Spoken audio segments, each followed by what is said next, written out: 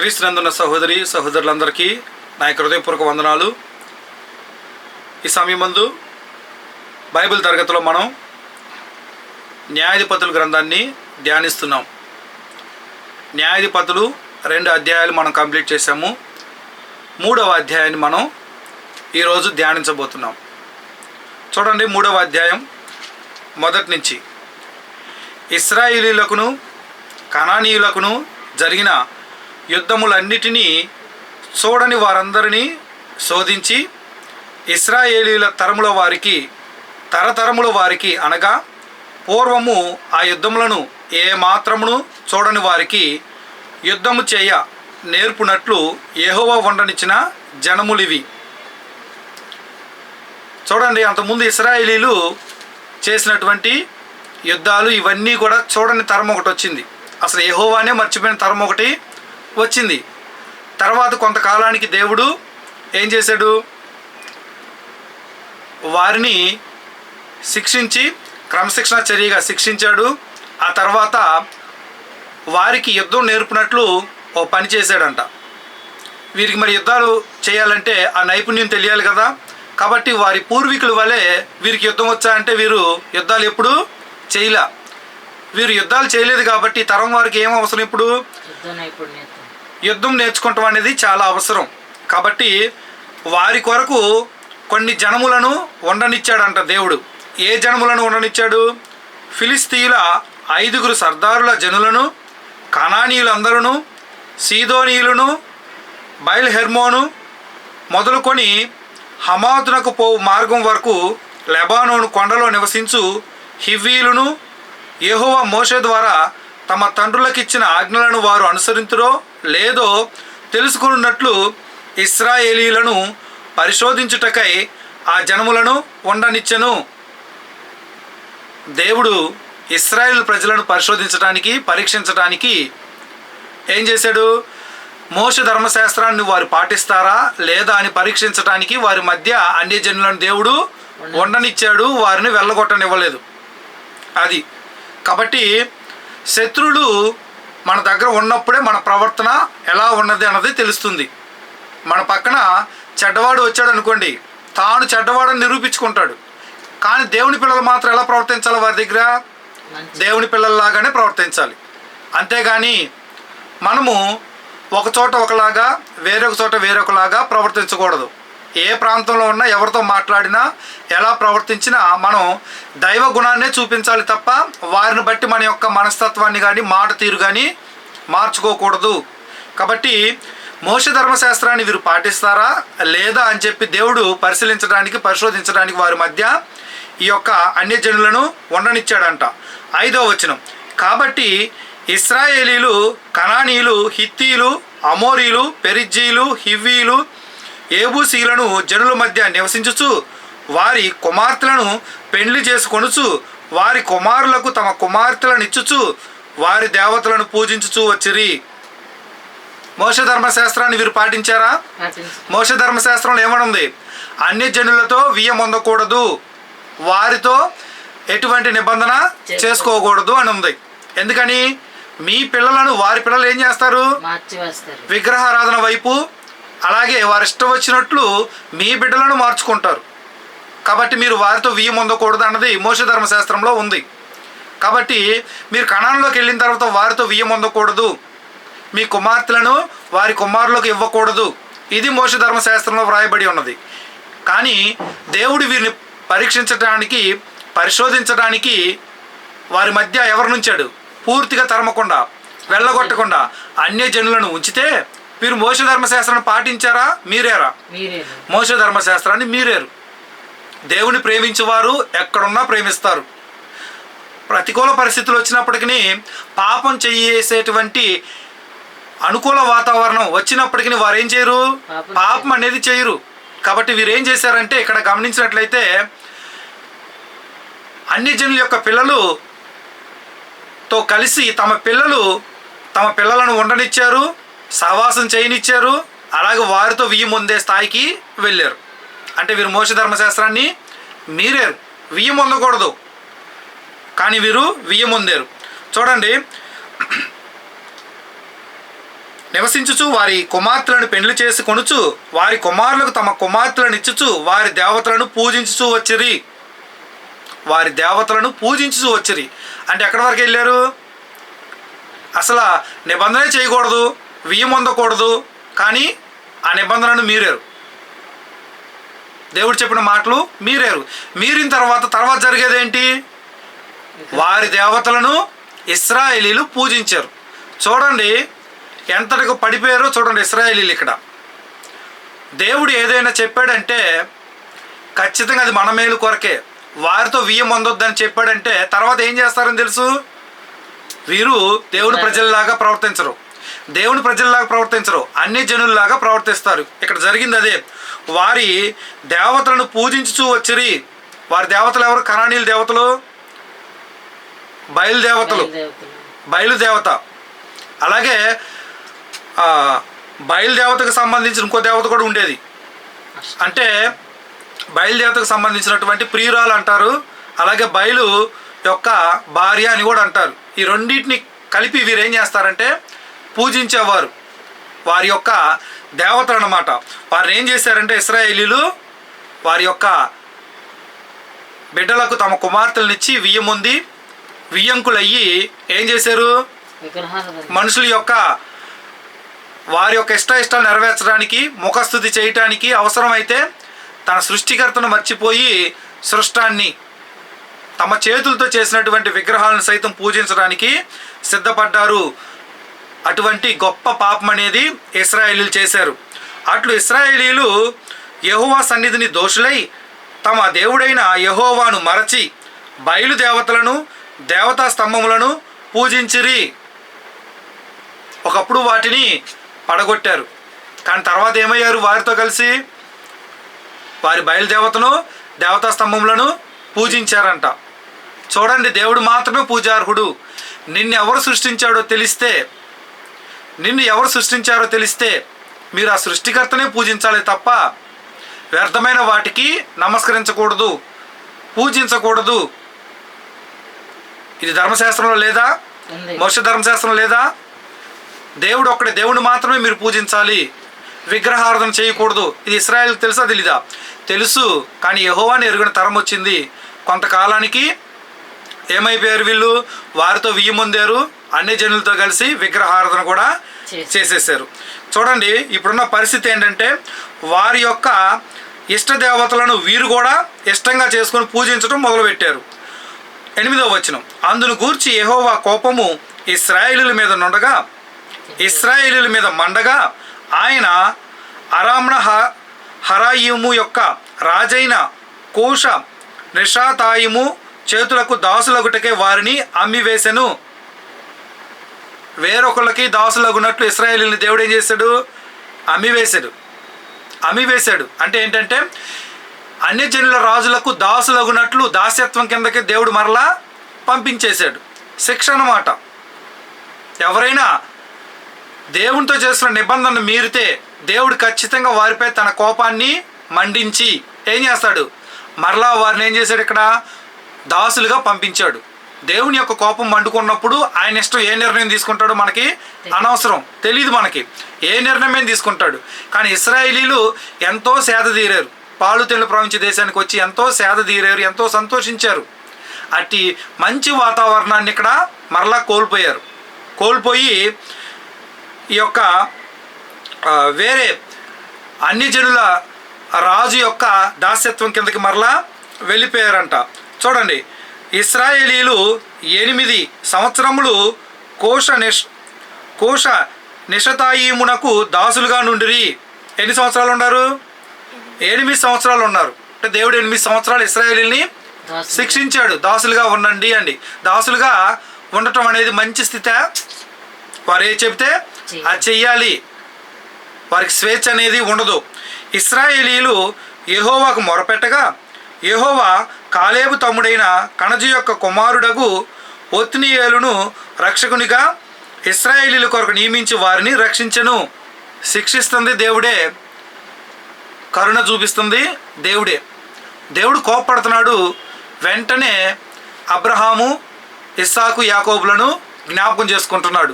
వారితో చేసినటువంటి వాగ్దానాన్ని జ్ఞాపకం చేసుకుంటున్నాడు. వెంటనే కరుణ చూపించి వారిని కాపాడటానికి ఒక న్యాయాధిపతిని నియమించాడు. ఎవరో కాలేబు తమ్ముడు కొడుకు, ఎవరో ఒత్నియేలు. చూడండి, రక్షకునిగా ఇశ్రాయేలీల కొరకు నియమించి వారిని రక్షించను. ఒక దాస్యం కింద నుంచి, దాస్యమని కాడి క్రింద నుంచి ఎవరైతే విడిపిస్తారో వారిని ఏమని పిలుస్తున్నారు ఇక్కడ? రక్షకుడు అని. అలాగే పాపపు దాస్యం కింద ఉన్న మనలను విడిపించింది ఎవరు? యేసుక్రీస్తు వారు. అందుకే యేసుక్రీస్తు వారు మన రక్షకుడు. మన రక్షకుడైన యేసుక్రీస్తు నామమున అని ప్రార్థన చేస్తాం. కాబట్టి దాస్యం నుంచి విడిపించేది దేవుడే. కాబట్టి చూడండి, దేవుని యొక్క కోపం వచ్చినప్పుడు దాస్యం కిందకి వెళ్తారు. దేవుడు మరలా మన మీద దయ చూపించినప్పుడు, కరుణ చూపించినప్పుడు, మన మొర వినినప్పుడు ఆ దాస్యపు కాడి నుంచి విడిపించేది కూడా దేవుడే. కాబట్టి ఒత్నియేలును రక్షకునిగా ఇశ్రాయేలీల కొరకు నియమించి వారిని రక్షించెను. యెహోవా ఆత్మ అతని మీదికి వచ్చెను కనుక అతడు ఇశ్రాయేలీలకు న్యాయాధిపతి అయి యుద్ధమునకు బయలుదేరగా యెహోవా అరామ్నా హరాయిము రాజైన కూష నిషాతాయిమును అతనికి అప్పగించెను. దేవుడు అప్పగిస్తేనే ఎవరినైనా జయించగలరు ఇశ్రాయేలీలు. కాబట్టి ఇక్కడ చూడండి, ఒత్నియేలు ఈ యొక్క రాజును ఎలా జయించాడు? యెహోవా ఆత్మ అతని మీదకు వచ్చెను. యెహోవా ఆత్మ అతని మీదకు వచ్చినప్పుడు వారు ఎవరినైనా జయిస్తారు. వారికి అసాధ్యమైనది ఇంకేమీ ఉండదు. ఎందుకని? దేవుడే వారి యందు ఉండి అన్నీ చేయిస్తాడు. అతడు కూష నిత్రాయిమును జయించెను. అప్పుడు 40 సంవత్సరములు దేశము నెమ్మది పొందెను. ఎన్ని సంవత్సరాల వరకు వీరు నెమ్మదిగా ఉన్నారు? ఇశ్రాయేలీలు 40 సంవత్సరాలు నెమ్మదిగా ఉండినట్లు ఒత్నియేలును దేవుడు బలపరిచి పంపించాడు దాస్యం నుంచి విడిపించడానికి. కాబట్టి 40 సంవత్సరములు దేశం నెమ్మదిగా ఉంది, ఇశ్రాయేలీలు నెమ్మదిగా ఉన్నారు. అటు తర్వాత కనజ కుమారుడైన ఒత్నియేలు మృతి నొందెను.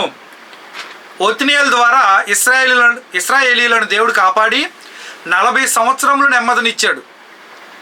శత్రువు అనేది లేకుండా, వారి శత్రు భయంతో ఉండకుండా 40 సంవత్సరాలు దేవుడు వారిని తన కృపా కాపుదల్లో ఉంచాడు. ఇప్పుడు ఒత్నియేలు చనిపోయాడు. చనిపోయిన తర్వాత ఏం జరిగింది? ఇప్పుడు మొట్టమొదటి న్యాయాధిపతి ఎవరో ఇక్కడ? ఒత్నియేలు. న్యాయాధిపతుల గ్రంథంలో మొట్టమొదటి న్యాయాధిపతి, దేవుడు నియమించిన మొట్టమొదటి న్యాయాధిపతి ఎవరో?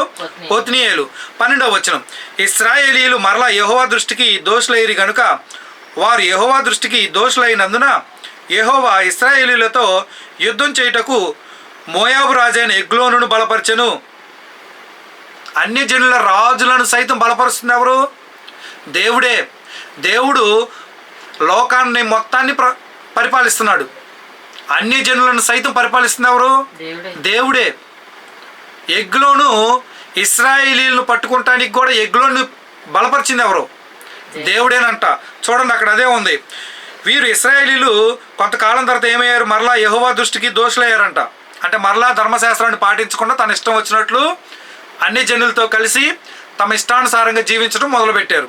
మొదలు పెడితే అలా జీవించడానిక దేవుడు విడిపించింది కాదు కదా. దేవుని దృష్టిలో ఏముంది? సంకల్పం ఉంది. దేవుని యొక్క మనసులో ఒక సంకల్పం ఉంది. కానీ ఆ సంకల్పానికి అనుగుణంగా జనులు జీవించకపోతే దేవుడు ఏం చేస్తాడు? క్రమశిక్షణ చర్య అనేది తీసుకుంటాడు. చూడండి, ఒత్నియేలు చనిపోయిన తర్వాత ఇశ్రాయేలీలు మరలా యెహోవా దృష్టికి దోషులైరి కనుక యెహోవా దృష్టికి దోషులైనందున యెహోవా ఇశ్రాయేలీలతో యుద్ధం చేయుటకు మోయాబు రాజైన ఎగ్లోనును బలపరచెను. దేవుడు బలపరిస్తేనే ఎవరికైనా బలం అనేది ఏర్పడుతుంది, సంపద వస్తుంది. అలాగే మనకు బంధువులు ఏర్పడతారు, స్నేహితులు ఏర్పడతారు, ఆరోగ్యం అనేది వస్తుంది. సమస్తం దేవుని వల్లనే సాధ్యం. ఇక్కడ ఇశ్రాయేలును శిక్షించడానికి ఎవరిని సైతం దేవుడు బలపరిచాడు? అన్యజనుల రాజైనటువంటి ఎగ్లోన్ని సైతం, మోయాబు రాజైన ఎగ్లోను సైతం దేవుడు బలపరిచాడు ఇశ్రాయేలీని శిక్షించడానికి. చూడండి, అతడు అమోనీయులను అమాలేకీయులను సమకూర్చుకొని పోయి ఇశ్రాయేలీలను ఓడగొట్టి ఖర్జూరు చెట్ల పట్టణమును స్వాధీనపరచుకొనెను. తనకు సహాయంగా ఎవరిని తీసుకెళ్ళాడు? అమోనీయులను అమాలేకీయులను తీసుకెళ్ళి ఇశ్రాయేలీలను ఓడగొట్టాడు. మరి ఏ ప్రాంతాన్ని స్వాధీనపరచుకున్నారు వీళ్ళు? ఖర్జూరు చెట్ల పట్టణం అంటే చెప్పాను అంతకుముందు, ఎరుకో పట్టణం. ఖర్జూరు చెట్ల పట్టణం అంటే ఏంటి? ఎరుకో పట్టణం. ఇప్పటికీ మీరు ఎరుకో పట్టణం చూసినట్లయితే అక్కడ ఖర్జూరు చెట్లు ఎక్కువగా ఇప్పటికీ ఉంటాయి. అలాగే చూడండి, ఇశ్రాయేలీలు 18 సంవత్సరములు మోయాబు రాజునకు దాసులేరి. 18 అన్నమాట. 18 సంవత్సరములు మోయాబు రాజునకు దాసులైరి. ఇశ్రాయేలీలు యెహోవాకు మొరపెట్టగా బెన్యామీనీయుడైన గెరా కుమారుడగు ఏహూదను రక్షకుని వారి కొరకు యెహోవా నియమించెను. 18 సంవత్సరాలు ఎగ్లోన్ రాజు యొక్క దాస్యం కింద ఉన్నటువంటి ఇశ్రాయేలీల మొర దేవుడు విన్నాడు. మరలా దేవుడి జోక్యం చేసుకొని వారి మొర విని వారి ఎడల కనికరపడి జాలిపడి ఏం చేశాడు? ఏహూదను రక్షకుని వారి కొరకు యెహోవా నియమించెను. చూడండి, అతడు ఎడమ చేతి పనివాడు, అంటే ఎడమ చేతి వాటం అనమాట. అంటే ఎడమ చేతికి బలం ఎక్కువగా ఉంటుంది, ఎడమ చేతి వాటం అనమాట. అతని చేతను ఇశ్రాయేలీలు మోయాబు రాజైన ఎగ్లోనుకు కప్పం పంపగా. మరి వీరు ఎగ్లోనుకు దాసులుగా ఉన్నారంటే అందరూ కప్పం కట్టాలిగా, ట్యాక్స్ అనమాట. ట్యాక్స్ కట్టాలి కదా. మరి ట్యాక్స్ కట్టేటప్పుడు ఇశ్రాయేలీల తరపున రిప్రజెంటేటివ్గా ఎవరున్నారు ఇక్కడ? ఎవరు? ఏహూదను న్యాయాధిపతి ఉన్నాడు. అతను ఏం చేశాడు? ఇశ్రాయేల్ అందరి దగ్గర కప్పం తీసుకున్నాడు, కలెక్ట్ చేశాడు. మొత్తం పెద్ద మూట అయి ఉంటుంది. అది తీసుకొని ఆ కప్పం ఎగ్లోని కట్టడానికి బయలుదేరాడంట. ఏహూదు 3 పొడవు గల 2 అంచుల కత్తిని చేయించుకొని, మూర అంటే మన మూర కాదు, అప్పట్లో ప్రజలు యొక్క మూరలు ఎలా ఉండేవి? పొడవుగా ఉండేవి, మనలాంటి చేతులు కాదు. వారికి మూర అనేది ఇంకొద్ది లెంత్ ఎక్కువ, మనకంటే లెంత్ ఎక్కువ అనమాట. 2 అంచుల పొడవు గల కత్తిని చేయించుకొని తన వస్త్రములో తన కుడి తొడ మీద కనపడేటట్టు పెట్టుకుంటారా? అంటే ఇక్కడ ఏహూదు ఆ రాజుని చంపేయాలని బయలుదేరుతున్నాడు కాబట్టి ఏం కావాలి? కత్తి కావాలి. 2 అంచుల ఖడ్గం తీసుకున్నాడు, 2 అంచుల కత్తి తీసుకున్నాడు. 3 పొడవు ఉన్నది తీసుకొని కనపడేటట్టు తీసుకెళ్తే ఊరుకుంటారు అక్కడ? ఊరుకోరు కదా. ఏం చేశాడు? ఎడం చేతి వాటం కాబట్టి కుడి తొడకి లోపల వైపు పెట్టాడు, పైన వస్త్రాలు కప్పేశాడు. అంటే వస్త్రాలు లోపల దాచిపెట్టాడు, తొడకేమో కట్టాడు, పైన ఏమో వస్త్రాలు వదిలేశాడు అన్నమాట. ఇంకేమీ కనిపించట్లా, నార్మల్గా కనిపిస్తున్నాడు. కాబట్టి చూడండి, తన వస్త్రంలో తన కుడి తొడ మీద దాన్ని కట్టుకొని ఆ కప్పము మోయాబు రాజు అని ఎగ్లోనుకు తెచ్చెను. ఎగ్లోన్ రాజు వద్దకు వచ్చాడు కప్పం కట్టడానికి. ఆ ఎగ్లోను బహుస్థూలకాయుడు, స్థూలకాయుడే కాదు బహుస్థూలకాయుడు అంటే అర్థం చేసుకోండి, బాగా లావుగా ఉండేవాడు అనమాట. ఏహూదు ఆ కప్పం తెచ్చి ఇచ్చిన తర్వాత కప్పం మోసిన జనులను వెళ్ళనంపి, ఇశ్రాయేల్ అందరి దగ్గర తీసుకున్నటువంటి కప్పము మోయటానికి ఎవరు అవసరమయ్యారు? జనులు. ఏహూదుతో పాటు కప్పం మోయటానికి మనుషులు వచ్చారంట. ఆ జనులను వెళ్ళనంపి, ఇక మీరు వెళ్ళిపోండి, నేను రాజుకి ఇది అప్పగిస్తానని చెప్పి తనతో పాటు వచ్చిన జనులను వెనక్కి పంపించేశాడు. వారు వచ్చినందుకు కప్పం మోయటానికి వచ్చారు, అంత అయిపోయింది, ఇక మీరు నాకు అప్పచెప్పి వెళ్ళిపోండి, నేను చూసుకుంటానని వెనక్కి పంపించేశాడు. గిల్గాలు దగ్గరనున్న ఫెసిలీము వద్ద నుండి తిరిగి వచ్చి వెనక్కి వెళ్ళిపోయాడు. వెళ్ళిపోయి గిల్గాలు వద్దకు వెళ్ళాడు. వెళ్ళి ఎందుకో కానీ తిరిగి వచ్చాడు, మళ్ళీ వెళ్ళి తిరిగి వచ్చాడు. చూడండి, డైరెక్ట్గా ఇక్కడ రాజు వద్దకు వెళ్లకుండా ఏం చేశాడు? కప్పం అప్పచెప్పి వెళ్ళిపోయాడు. ఎక్కడ దాకా వెళ్ళాడు? గిల్గాలు దగ్గరున్న ఫెసిలీము వద్ద నుండి తిరిగి మళ్ళీ వచ్చాడు. ఏదో ఇంపార్టెంట్ విషయం ఏదో ఉన్నట్టు, నేను మర్చిపోయాను ఇప్పుడు నీకు చెప్పాలన్నట్టు అనమాట. ఇదొక స్ట్రాటజీ అనమాట, ఇదొక వ్యూహం అనమాట, యుద్ధంలో ఒక వ్యూహం. చూడండి, వెళ్ళి వెనక్కి తిరిగి వచ్చాడు, ఏదో చెప్పాల్సింది ఏదో మర్చిపోయినట్లు.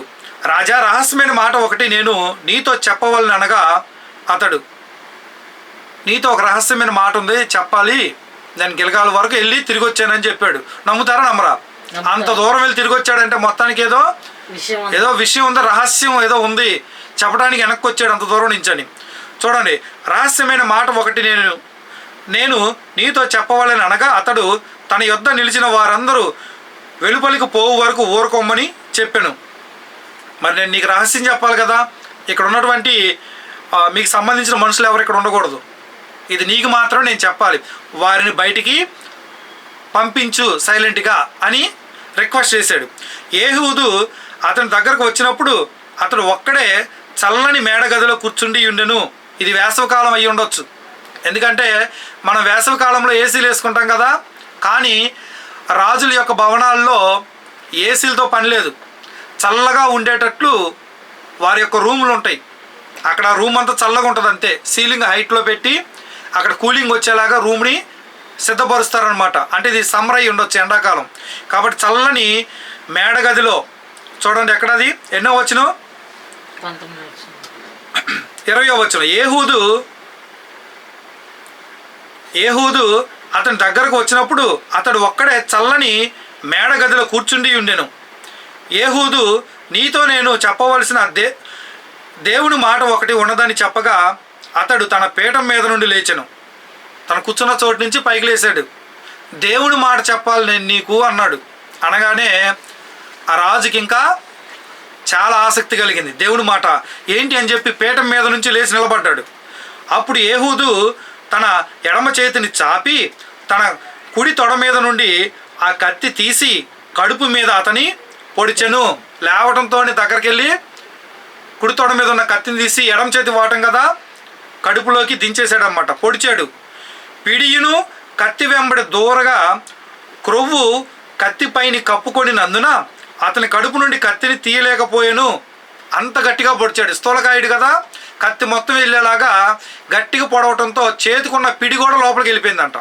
వెళ్ళిపోయి వెనక తీస్తుంటే కత్తి రావట్లేదంట. ఎందుకంటే స్థూలకాయలకి ఎక్కువగా కొవ్వు ఉంటుంది కదా, ఆ కొవ్వులో చిక్కుకుపోయింది. ఆ కత్తి చిక్కుకుపోయి వెనక తీస్తుంటే అది వస్తుందా, ఇక రావట్లేదు, తీయలేకపోయాడంట. అది వెనుక నుండి బయటకు వచ్చి ఉండెను. పొడిస్తే ఇటు నుంచి అటువైపుకి వచ్చింది, వెనక వైపుకి వచ్చిందంట. అంత గట్టిగా పొడిచాడు కాబట్టి వెనక వైపుకి వచ్చింది కత్తి. అప్పుడు ఏహూదు పంచపాలిలోనికి బయలు వెళ్ళి తన వెనుకకు ఆ మేడగది తలుపు వేసి గడియ పెట్టెను. మేడగదికి తలుపేసి గడియ పెట్టేశాడు. వెనక వైపు పెట్టిన అతడు బయలు వెళ్ళిన తర్వాత రాజు దాసులు లోపలికి వచ్చి చూడగా ఆ మేడగది తలుపులు గడియలు వేసి ఉండెను గనుక వారు అతని చల్లని గదిలో శంఖాని వర్తికి పోయి ఉన్నాడు అనుకొని. ఆ రాజు యొక్క దాసులకి ఏమైంది, డౌట్ వచ్చింది. ఏంటి ఇంతసేపు ఇదేం తలుపులేసి ఉన్నాయి, గడిపెట్టి ఉందని డౌట్ వచ్చింది. వచ్చి వారు ఏమనుకున్నారంటే శంఖాని వర్తికి పోయి ఉన్నాడు అనుకున్నారంట. అంటే ఏంటంటే కాలకృత్యాలకి వెళ్ళుంటాడు చల్లని గదిలో. పక్కన వారికి ఆ కాలకృత్యాలు తీర్చుకోవటానికి ఒక ప్లేస్ ఉంటుంది, అక్కడికి వెళ్ళుంటాడు అనుకున్నారంట. తాము సిగ్గు వింతలు పడు వరకు కనిపెట్టినను అతడు ఆ గది తలుపులను తీయకపోగా వారు తాళపు చెవిని తెచ్చి తలుపులు తీసి చూసినప్పుడు వారి యజమానుడు చనిపోయి నేలను పడి ఉండెను. ఎంతసేపు చూసినా కాలకృత్యాలకు వెళ్తే ఎంత టైం పట్టిద్ది, ఒక 5 నిమిషాలు పట్టుందేమో, లేదా 10 నిమిషాలు. వారు చాలాసేపు చూశారు. ఇక డౌట్ వచ్చి ఏం చేశారు, తాళాలు పగలగొట్టి లోపలికి ప్రవేశించారు. వారు తడువు చేయుచుండగా ఏహూదు తప్పించుకొని ఫెసలీమును దాటి సెయిరాకు పారిపోయెను. ఇదంతా జరిగే లోపే ఈ యొక్క సమయాన్ని సద్వినియోగం చేసుకొని ఏం చేశాడు, అక్కడి నుంచి ఏహూదు సైలెంట్గా పారిపోయాడు. చూడండి, అతడు వచ్చి ఎఫ్రాయిమీల కొండలో బోరను ఊదగా. ఏమని బోర ఊదాడు, ఆ బోర యొక్క ఉద్దేశం ఏంటి, రాజును చంపేశాను అని. ఆ బోరను ఊదగా ఇశ్రాయేలీలు మన్య ప్రదేశం నుండి దిగి అతని యొద్దకు వచ్చిరి. అతడు వారికి ముందుగా సాగి వారితో, నా వెంబడి త్వరగా రండి, మీ శత్రులైన మోయాబీలను యెహోవా మీ చేతికి అప్పగించుచున్నాడు నేను. కాబట్టి వారు అతని వెంబడిని దిగివచ్చి మోయాబు నెదుటి యోర్దాను రేవులను పట్టుకొని ఎవరిని దాటనీయలేదు. ముందు యోర్దాను రేవులు పట్టుకున్నారు అందరూ వచ్చి, ఎందుకంటే పారిపోయే వాళ్ళు ఆ యోర్దాను గుండా పారిపోవాలి. కాబట్టి అటు నుంచి పారిపోకుండా ఇశ్రాయేలీలు అందరూ ఎక్కడ చేరారు, యోర్దాను యొక్క రేవులను పట్టుకున్నారు.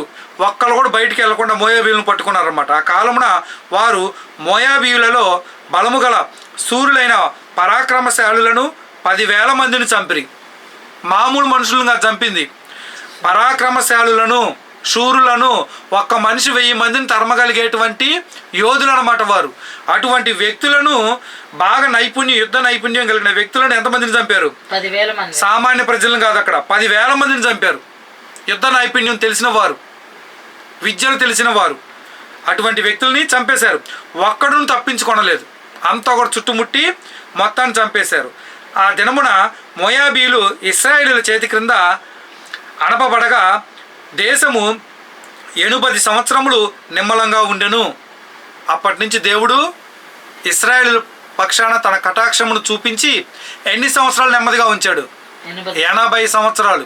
80 సంవత్సరాలు నిమ్మలంగా ఉంచాడు ఇశ్రాయేలీలను.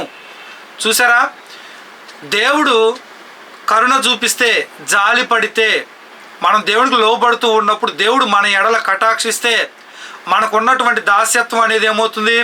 పోతుంది. మనం పాపపు దాస్యత్వంలోంచి బయటకు వచ్చాము, మరలా ఆ కాడి కిందకి వెళ్ళకూడదు. దేవుని యొక్క కృప మాత్రమే ఉండాలి. దేవుని యొక్క కృపలో మనం వర్ధిల్లుతూ ఉండాలి తప్ప మరలా నిబంధనను మీరి ఇష్టానుసారంగా నేను జీవిస్తాను, దేవుడు కరుణా సంపన్నుడేలే అనుకోవచ్చు. మీరు కరుణా సంపన్నుడే కాదంటల్లా, కానీ దేవుడు ఎవరిని కరుణించాలో వారిని కరుణిస్తాడు, ఎవరిని శిక్షించాలో ఆయనకి తెలుసు, ఎవరిపై తన ఉగ్రతను కనపరచాలో ఆయనకి తెలుసు. కాబట్టి ఎవరితో మనం పోల్చుకోవద్దు. మనలో లోపాలుంటే వెంటనే సరి చేసుకుందాం. మనలో వాక్యం పట్ల అనాసక్తి ఉంటే మనం దేవునికి ఎదురు తిరుగుతున్నామని అర్థం. ఆసక్తిని పెంచుకుందాం. లేని ఎడల దేవుని ఉగ్రత కింద మనం ఉండాల్సి ఉంటుంది. దేవుని ఉగ్రత కింద ఉంటే మనకు నిమ్మలత అనేది ఉంటుందా? ఉండదు. ఇశ్రాయేలీలకు ఎన్ని సంవత్సరాలు నిమ్మలంగా ఉంచాడు దేవుడు? వారిని 80 సంవత్సరాలు నిమ్మలంగా ఉంచాడంట. అతని తర్వాత అనాథ కుమారుడైన షమ్గరు న్యాయాధిపతిగా ఉండెను. ఏహూదు తర్వాత వచ్చిన న్యాయాధిపతి ఎవరు?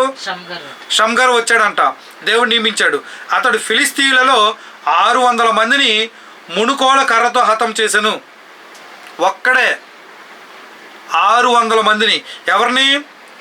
ఫిలిస్తీన్లో. మళ్ళీ ఫిలిస్తీన్లు యుద్ధ నైపుణ్యం తెలిసిన వారేనా? యుద్ధాలు బాగా చేస్తారు. ఫిలిస్తీన్లు యుద్ధాలు చాలా బాగా చేస్తారు. అటువంటి వారిని సైతము దేవుడు తోడుగా ఉండి షమ్గర్ చేత ఎంతమందిని చంపించాడు? 600 మందిని. దేనితో? మళ్ళీ మునుకోల కర్ర అంటే తెలుసా? ఎద్దులను కంట్రోల్ చేయడానికి వాడేటువంటి ముళ్ళ వంటి ఒక మునుకోల అన్నమాట. దానికి ముళ్ళు ఉంటాయి, అటు ఇటు ఎద్దులను కంట్రోల్ చేస్తారు. దాంతో కొడితే ఎంతమందిని చంపాడు? 600 మంది మునుకోల కర్రతో కొట్టాడంట. ఆ కర్ర చుట్టూ ముళ్ళు ఉంటాయి. ఆ ముళ్ళు దిగితే ఇంకేమైనా ఉందా? అది ఒక్క మునుకోల కర్రతోనే వారిని హతం చేశాడంట. ఎవరిని? మళ్ళీ ఫిలిస్తీన్ని. చూడండి, వీరి దగ్గర యుద్ధం చేయటానికి కూడా ప్రఖ్యాతిగాంచిన ఖడ్గం ఏమైనా ఉందా? లేనే లేదు. దేవుడు తోడుగా ఉంటే చాలు. సంసోను గాడిద దవడతో కొట్టినట్టు ఇక్కడ ఎద్దులను కంట్రోల్ చేసేటువంటి మునుకోల కర్రతో 600 మందిని హతం చేశాడంట. ఎందుకని? ఇది ఎలా సాధ్యం? దేవుడు ఒక వ్యక్తికి సహాయం చేస్తే అది సక్సెస్ అయింది, అంతే. ఓటమి అనేది ఇక ఉండదు. కాబట్టి న్యాయాధిపతులను దేవుడే నియమించి ఇశ్రాయేలీల పట్ల తన కృపా కాపుదలను చూపిస్తూనే వచ్చాడు. సరే, వీరేం చేశారు? అతడును ఇశ్రాయేలీలను రక్షించెను. వీరంతా కూడా ఇశ్రాయేలును రక్షించడానికి దేవుడు ప్రత్యేకంగా వారిని నియమించాడు. ఇశ్రాయేలీలు మరి దేవుని యొక్క ధర్మశాస్త్రానికి రానున్న రోజుల్లో ఇంకా లోబడ్డారా లేదా? మోషే ధర్మశాస్త్రానికి లోబడ్డారా లేదా? దేవుడి పట్ల కృతజ్ఞతాభావంతో జీవిస్తున్నారా? మరలా చేసిన తప్పే మళ్ళీ చేస్తున్నారా అన్నది తర్వాత అధ్యాయం నుంచి మనం చూడబోతున్నాం. తర్వాత బైబిల్ తరగతిలో 4వ అధ్యాయం మనం ధ్యానిద్దాం. అప్పటి వరకు సెలవు. అందరికీ వందనాలు.